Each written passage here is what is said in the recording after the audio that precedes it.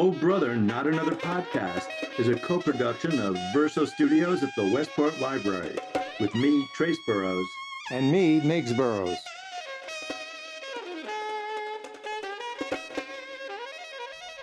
The fantastic and flexible new Westport Library presents Oh Brother, Not Another Podcast with me, Miggs Burroughs, and Trace Burroughs, Miggs' brother. That's why it's called Oh Brother. Did you guys figure that out in the audience there?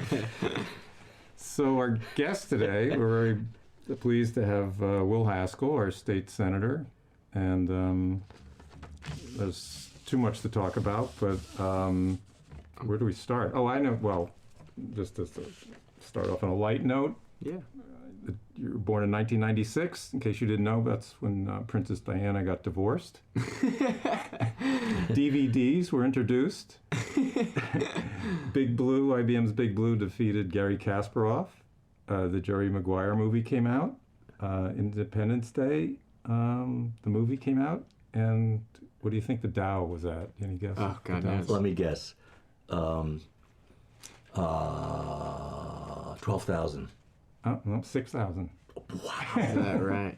Well, thank you guys for having me. I had no idea I was the same age as DVDs, so this is exciting. That's a nice. Yeah, we're going to talk to, the age thing always comes up, but we talked previously that maybe it might be time for you to step aside and let some fresh blood. Some new school thinking. You've had your 6 months. Come on, there's some babies out there that need some. No, anyway, you're doing an amazing job. Thank you. I mean, we looked at, this was, on your thing, the initiatives or whatever you're involved in, I counted 61 things that your votes and things you've initiated. So how does that work? How do you introduce, how does a bill, a law, initiative get even started? It's such a great question, and honestly, I wish I'd known more about it before running. I think a lot of people don't. I ran with a lot of ideas about how our state government and how our community could be better, but really not much of an understanding about how Hartford works. Part of my pitch to voters was that was one of my assets, not a liability. I thought that bringing a fresh perspective to Hartford was a good thing, but it is a steep learning curve, and you really only have 2 weeks to introduce bills, which is something I was stunned by. I mean, you're sworn in the first week of January, and then the cutoff for any new legislation is 2 weeks later. For how long? For the entirety of the session, which lasts until June, 6 months. Oh. So that's interesting. You really have a very narrow window to, at least in my case, what I did is I sat down for a few hours and thought about all the conversations that I'd had on the campaign, whether it was when I was door knocking, on the phones, in the campaign office. I looked through my campaign website. I figured out what really were the priorities of my constituents and the folks who had sent me to Hartford, and I tried to draft them into legislation, working with the attorneys. I ended up putting forward, I can't remember, maybe 30 bills. So far, I've had one of them become law, so it's not like everything you write automatically becomes law. That sounds like pretty good odds, actually, compared to some. I heard Bernie Sanders, I love a lot. Some guy said he only had one law passed. Yeah. It's really hard. You've got to get, even if you get it through committee, which of, I think, the 5,000 bills proposed, only maybe 10 or 20% of them make it through committee. Yeah. Then there's the struggle of getting it through the Senate. And then what I found, what I'm going through right now with this bill I care a lot about regarding student loan relief, even if you make it through the Senate and it's bipartisan, it's really successful, you then got to go figure out how the House of Representatives works and who to talk to down there and how to get it through. And then, of course, you've got to make sure the governor signs it. So it is an arduous process. So does the bill has to pass both sections of the House? It has to pass both the Senate and the House and also be signed by the governor. And does the Senate the only group that comes up with bills, or is it like in the U.S.? No, it can go both ways. Go both ways. Yeah, which is really interesting. Now, in committees, are you there promoting the bill? I mean, do you have to go to the committee and sell it to the committee? Oh, yeah. So I served on 6 committees.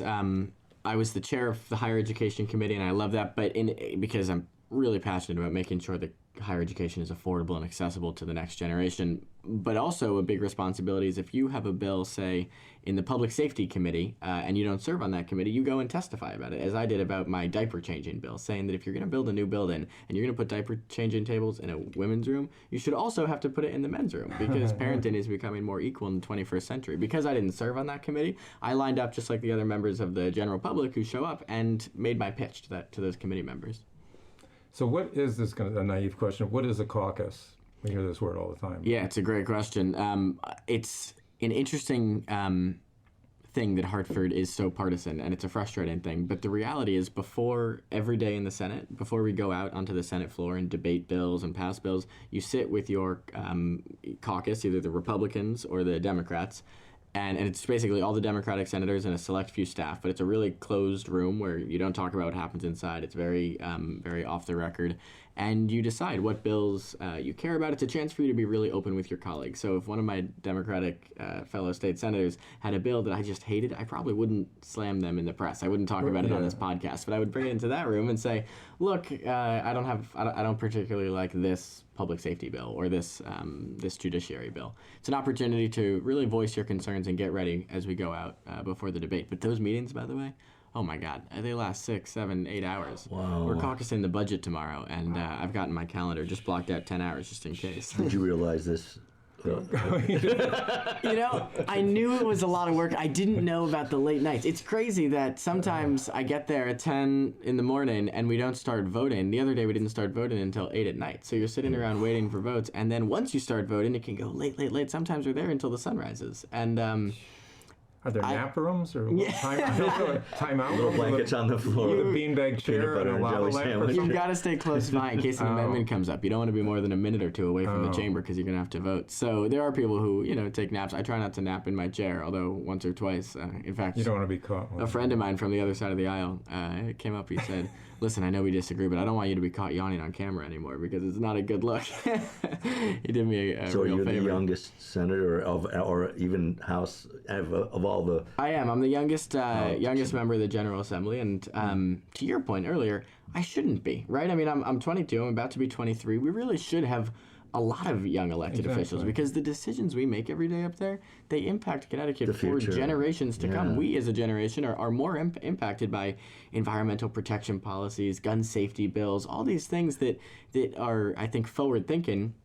We're more impacted than anybody else, so why don't we have more of a seat at the table? It's a really. But there's nobody younger than you could really run, right? Isn't that the limit? What is the limit? You could run at 18, and I think it'd be great to have some students run, or maybe people who are in between classes. Maybe or something now that like you're that. out there, other Hopefully, people, young people will see that. so that it's possible. Yeah. Say it's possible. Didn't some kid who's 15 run for governor in some In state? Kansas, that's right. Kansas, yeah. I forgot about that. No, there is, I think, a wave of not only increased youth participation in politics in the voting booth, which is a wonderful, long overdue thing. 18 to 24-year-olds for such a long time have been the least likely demographic to vote. And politicians, I think, are strategically minded. So unless 18 to 24-year-olds start showing up, they are not going, elected officials are really not going to respond to the needs and the wants of that generation. Instead, they're going to cater to the generation that shows up time and time again, the 50 to 80-year-olds. Right, yeah. They are reliable voters. And that's why we've seen public policy, to some extent, really benefit that age group and sometimes fail to think about the interests of those who are going to come next. If people could vote on smartphones, that would bring in a lot of more your That's age true. and younger, right? Well, we're trying to. Doesn't seem why you shouldn't be able to do that because people do, your social security number for PayPal and all kinds of, informational things that are double checked and like in a firewall and all that. So it seems like they should be able to figure out a process to check that and also, make it more instant with all the having to go. Right, because younger people would be more Well, inclined. there's this growing movement around blockchain and election security. And there's a huge blockchain company located right here in Westport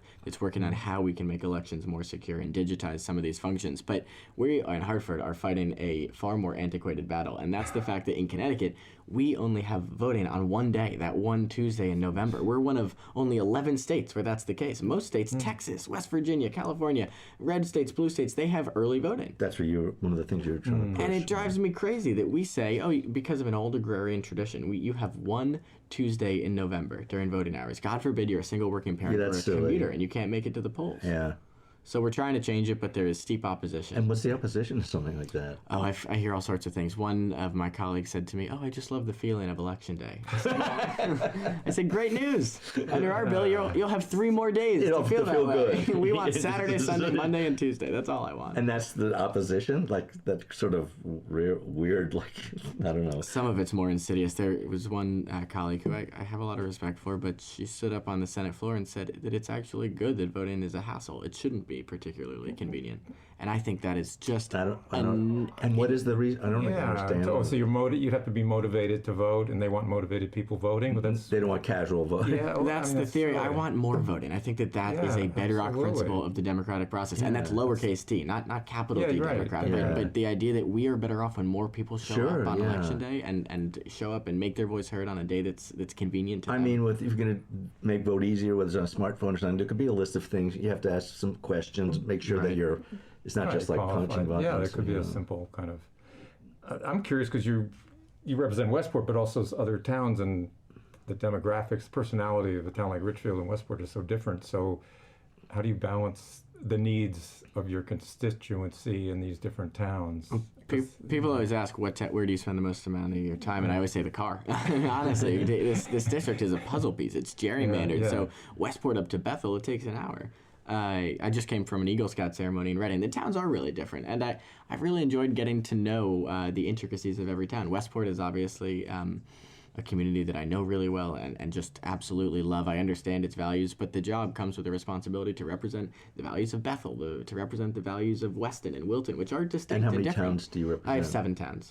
And it's funny, a lot of the town issue, where I see a real commonality in these towns, it's not around partisanship, right? I represent red towns and blue towns. I won some towns and I lost some towns, but there are a lot of ardent environmentalists in this community. A town like New Canaan that has a Republican first selectman recently took the major step, bipartisan or nonpartisan, I should say, of banning plastic bags. Now, of course, 10 years ago, Westport did that. Weston also banned plastic bags a few years ago. So there's a major movement. Perhaps because we're on the Long Island Sound, perhaps because plastic bags are such a tangible and visible example of the destruction of our climate and our natural environment. For whatever reason, our community has really rallied around that issue, and we're doing our best to scale that up to the state level this year. Yeah, shout out to Liz Milwee. Yes, had a lot to do with that. Exactly. Yeah. Now, a couple of days ago, we had Mary Himes here, and we talked about her Unload USA thing and gun control, and you're involved in passing more stringent what kind of laws? It's something that's so important to me. So today's actually National Wear Orange Day, and I came from a rally in Ridgefield this morning. I talked to the activists who were there and who've been working. When I was first elected, I was brand new just a few months ago, and I talked to the Judiciary Chair, and I said, listen, gun violence prevention was the #1 issue in my campaign. I talked to parents who had a pit in their stomach when their kid got on the school bus in the morning. I talked to students who couldn't focus on what they were supposed to be learning because they heard a loud noise in the hallway, and they were consumed by the fear of where they would hide if, God forbid, their school became the location of the next school shooting. So I right away said this is a priority of mine, and they said, oh, well, we do one gun bill a year. But this year, we realized that's not going to cut it. Not just myself, so many people were sent to Hartford this year on a wave of a bipartisan wave of gun violence prevention. This belief that we need not be the only advanced nation in the world. It regularly sees school shooting after school shooting. It regularly sees an epidemic of gun violence that's really infected the mentality of my generation and instilled in us a fear when we're in public places. So we were able this year to actually pass 3 gun violence prevention bills, and they're going to be signed into law next week by the governor. What is the essence of those? The first is a ban on ghost guns. It says that if you can't pass a background check, then you should not be able to order a do-it-yourself gun online where multiple parts of a handgun will arrive in your home and you can put it together without a serial number, without any check on your identity. I mean, we have to make sure our gun laws are constantly modernized and reactive to the threats, whether it's 3D printing or ghost guns online, things of that nature. The other 2 bills surround safe storage.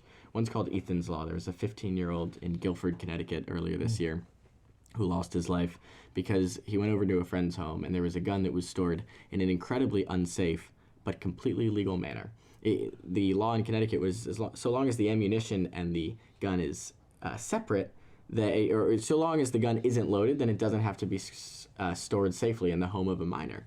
But in this situation, the gun and the bullets were right next to each other. It wasn't very hard to figure out how to put them together. The two young men were just playing around. An accident happened, and Ethan lost his life. So his parents have spearheaded a national effort at this point to bring safe storage laws to Connecticut and across the country, and they were there on the day that we passed that law. I've gotten to know them really well. I remember one of our late-night Judiciary Committee meetings. When you try to pass a gun bill, the Second Amendment folks come out from across the state, and they are just, you try to reason with them, because I believe in the Second Amendment. I do think that, but in that Second Amendment, I read the words well-regulated. Yes. Yeah. So, anyways, I kept thinking about going home, because most legislators don't stay till the bitter end of a committee hearing. Every time I thought about it, midnight, 1 a.m., I saw Kristen Song sitting in the back of the room with her arms crossed, just listening to elected officials and to members of the public get up and say, oh, Ethan should have had more responsibility. Ethan should have known how to use a gun. The Second Amendment protects my ability to keep a gun under my pillow. All of these outrageous and offensive statements, and her resiliency, her persistence really inspired me to keep working on this bill and work with my colleagues, work with the governor's office, so we were able to pass it in a really historic and exciting moment. So you did pass it? Yeah, we passed it. Wow. It was not everybody voted for it, but we were able to get a lot of support. Uh-huh. And they were sitting there watching that day, his two parents and his sister. That's nice. Got to take so much persistence and energy I know, to move anything in this and what country. bothers, and we've talked about it, is that when politicians, even for gun control, they don't seem to emphasize we're not taking away the Second Amendment. We're not taking. They kind of just mumble over it and talk about gun safety, and of course the NRA grabs it and says they're taking away the Second Amendment. Nobody seems to strongly enough say that out, even if you hold a big banner, a sign up that they can read it. We're not taking away, and then go into the discussion. That's exactly right. Well, they don't believe. See, the real paranoid ones don't right. believe. They That. When they hear that, they think you're just saying that right. to get us to give you Mollify us. guns. But the reality is, so many young people every year in Connecticut, but really across the country, lose their lives because a gun is stored in an unsafe way. Now, that person who owns that gun, they don't want to cause harm to their child or their family member or the friend of a family member who might be visiting the house. I really do believe that most gun owners are absolutely responsible people. It's just we need laws to make sure that those guns don't fall into the wrong hands. Yeah, That's all we're with trying to do. guidance. Yeah. And of course, I've heard this from somebody whose kid was in school, that now, with the lockdown drills, their kids traumatized with a lockdown drill. I mean, that's causing a ripple effect. And there's some But you can't. things you never even hear reported. The kids who like at Staples, some kid brought a gun. Was like 2 years ago. Threats, yeah. Well, Ridgefield had a really scary threat just last week. I mean, there's constant. It's almost not making the news You as don't much hear as all it should that. anymore because it's been It's probably every day at normalized. some school in West Connecticut somewhere. Exactly. Almost every day, I would guess. So we've got more to do. I mean, I'm coming back next session with a whole new set of gun bills. I think that our work is far from finished, but we did make some real progress. And of course, on the national level, who needs an AK-47 except military and the police? And why should the police be outgunned by some mentally deranged person? Right. It's just great. We don't need. Why does a person walking, just a regular citizen, need an AK-47? You don't. If you're going to shoot ducks, I mean, that's not very sportsmanlike. No, exactly. You're not going to see that duck. Well, another issue that I'm not sure everyone understands is regionalization. This is a new thing, isn't it, coming up? And is that Well, there was a lot of controversy? conversation in the beginning of the legislative session about how we can use tax dollars more efficiently. And a lot of voters, when I went to those doors, that was their number one concern. This is a district that sends a lot to Hartford and doesn't get an enormous amount in return. So they want to make sure that those tax dollars are spent in a way that's efficient. And I think, that's a core part of my job up there. Unfortunately, there were some regionalization proposals that really went too far, that said Connecticut we don't have county government. We haven't since 1958. Instead, we have 169 towns. And maybe every district doesn't need its own superintendent. Maybe we should combine back office services as Reading and Easton have done so that they share a superintendent. They save money in the back office but they of course have separate town governments and separate elementary schools. They only share a high school. The problem with some of those proposals was that it was mandated. And that's something that I ended up really breaking with my party, which isn't an easy thing to do, especially in your first term. But just a few hours after the bill was filed, I joined one or two other colleagues in speaking out against Democratic legislators who had proposed mandated school regionalization, saying, you know what, this should be something that the state facilitates if towns are interested. Maybe in some cases it should be something that the state encourages, but it should not be forced on any district to share their resources with another town unless it makes sense, unless you're really building an economy of scale. Yeah, I agree. Yeah. And we'll throw another controversial thing. Marijuana, it's decriminalized in Connecticut now, correct? Is marijuana? It is decriminalized. That was something that happened before I got there. Oh, okay.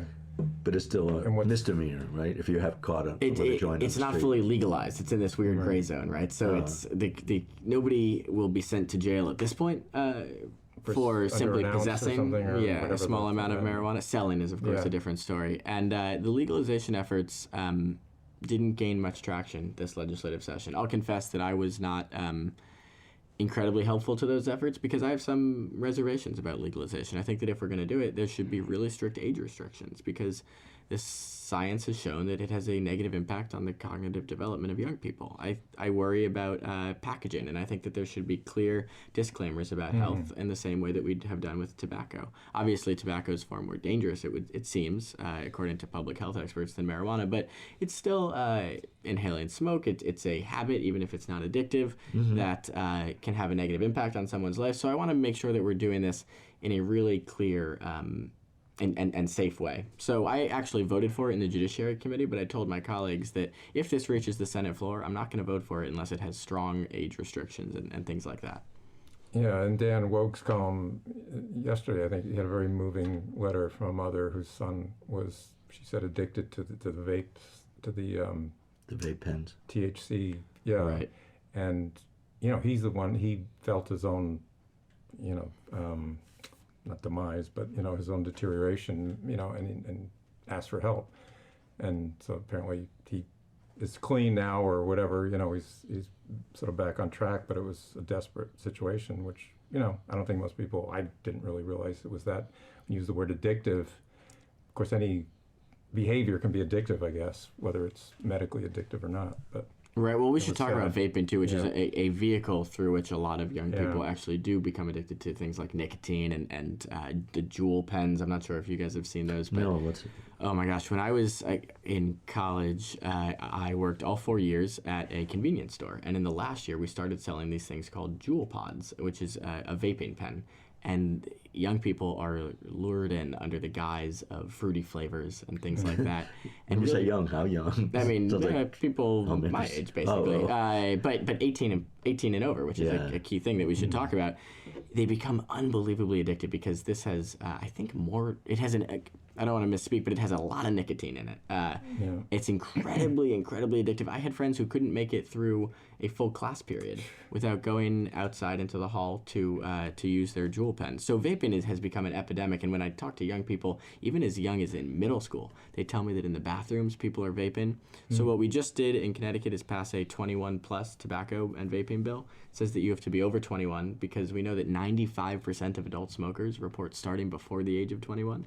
So this is a real opportunity to drive young people away from that habit. And included in that bill is a really important provision that says if you order a vaping product online, something that has a lot of nicotine in it, you should have to sign when that and be prove that you're of age when that product's delivered, because that's actually right now a loophole that a lot of young people are using to get their hands on this dangerous habit. They order it online, maybe on their parents' credit card or something. It arrives at the house in a box, and then it's theirs. That you're not required to sign for it. Are like it's against the law, right, to smoke in a public place?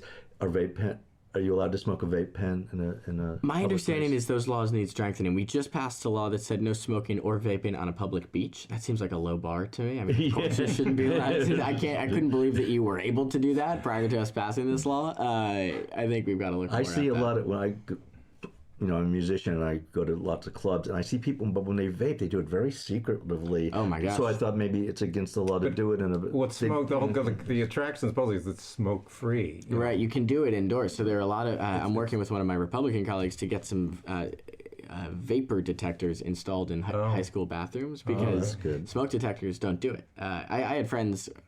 I was being generous when they said they stepped out of class. I had friends who were so addicted they would just, blow the the vapor into their shirt or sweatshirt. Yeah. It's a really bad habit. I mean, I see it all over the place. Yeah, People yeah. doing it constantly wherever I go. it's scary. But again, it's all secretive. Right. It's a part of the reason I ran is to start talking about what's impacting the next generation. What are the challenges that young people are facing? A lot of young people are addicted to vaping. A lot of young people are worried in school about gun violence. A lot of young people are worried about how they're going to afford college. Those are the issues that I try to bring to the table every day as the youngest member of the General Assembly. And the debt, making any headway on the debt, the student debt? I'm so glad you asked. Yes, making some really big headway. So in just a few hours, the budget is going to be released for everyone to take a look, and we're going to be voting on it tomorrow. And included in that budget will be debt-free community college, which is something I pushed really hard for. It basically says that no student is going to graduate from a Connecticut community college with debt. And the realtors were actually my biggest allies on this one because student debt holds people back on average 7 years interesting. before they buy their first home. Yeah. So it's pretty bipartisan. Connecticut is the third highest student loan debt in the entire country. It not only holds people back from buying a home, it holds them back from starting a family, starting a small My business. daughter-in-law has huge student debt. It's a real problem, and it's time that we tackle it head on. So at least in Connecticut now, we're going to have a system that we're not getting rid of tuition. We can't afford to do that, but it's a last dollar approach so that if you are covered partially by Pell Grants, partially by state aid, partially by institutional aid, but the remaining 20% of your tuition isn't covered, we're going to make sure that you don't go into debt paying that. It'll be picked up by the state. And where, with all the state's economic problems, where does that come from? I mean, how is that math done? So I was shocked at how much it cost. It cost $6.1 million, which in the scheme of, I tried to get a covering, a roof installed at the New Canaan train station, and I was told that was going to cost $4 million. So $6.1 million to let every student in Connecticut know that they can go to community college. And it's because 60% of community college students right now have 97% or more of their tuition already covered by federal aid.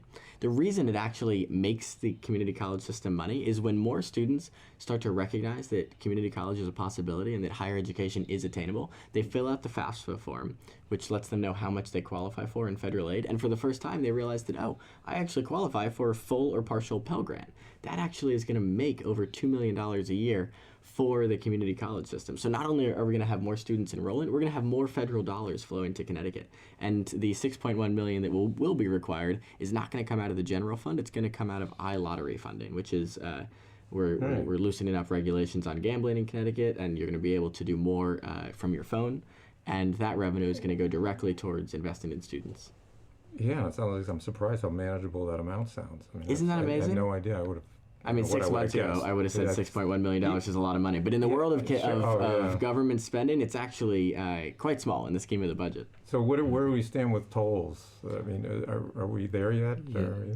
We are not there yet. I am a supporter of tolls, especially in this part of the state. You were. We travel to and from other states all the time, particularly New York. It's amazing how many people I talk to when I go door to door who pay tolls to New York, and yet New York drivers don't pay tolls in Connecticut.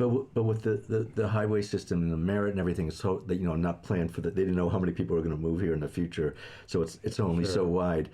Isn't that just going to cause so much slowdown with the traffic? It's already slow going certain directions. Well, these are the. Well, it won't be tolls in the old-fashioned sense. There's no slowdown and handing there's no change to a booths you go person. through. No, it's just like on the Mass Pike where you can go 80 miles an hour and Easy get a toll pass, gantry. yeah. If you don't have an easy pass, they'll mail you the bill based on your license plate. And we think it's actually going to reduce congestion because what they're going to do is follow what many other states have done, which is increasing the price slightly for trucks and out-of-state vehicles during commuting hours, which is going to financially incentivize the trucking companies to send their drivers out at night. All of a sudden, the roads during those key commuter hours where the Merit feels like a museum and 95 feels like a parking lot is going to actually start moving again. That's right. We only have a few minutes, so I'm curious. Will Haskell, the person, what when you get out of work at 3 a.m., what do you do for fun from 3 to 4 in the morning? I'm happy to say my girlfriend is home for the summer. She's in law school. She and I met at Staples. We went to senior prom together. We've been dating ever since. So she's back, having completed her first year at Harvard Law, and I hope that this summer I'm going to get to spend some time with her. Well, thanks, Will. We're time's up. This is so great of you to come by and take time out of your Thank you so much. leisurely day. Thank you so much for having me, guys. This was a lot of fun. Great, and good luck in the rest of your term and getting these things passed. Thank you. Oh, Brother, Not Another Podcast is a co-production of Verso Studios at the Westport Library.